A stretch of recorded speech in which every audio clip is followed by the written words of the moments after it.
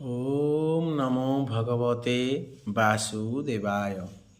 आसन्तु समस्त भक्तवृंद को अनुरोध आसन्तु भगवत गीता श्रवण करिबा।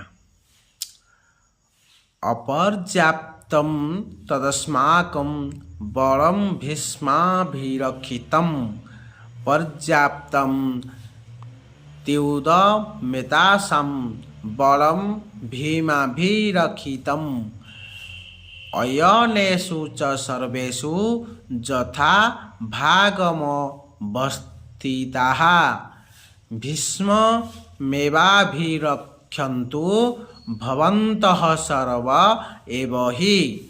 यार अर्थ हेउची आम्भर एही सैन्य महावीर भीष्मଙ୍କ द्वारा रक्षित ओ महावीर मानंकरे परिपूर्ण होइअछि। भीम द्वारा रक्षित पांडव सैन्य अल्प सेमाने एहांकर समकक्ष हेला परि मोर विश्वास हेउनाही। एणु करी मु कहे समस्ते प्रतिरक्षा विहुर प्रतिद्वार रे रही भीष्मंकु साहाଯ୍ୟ ओ रक्षा करंतु। एथिला प्रथम अध्यायर 10 नंबर एवं 11 नंबर श्लोकर अर्थ। आपण मन केमति लागला निहाती लाइक टे कर दियो। जय जगन्नाथ।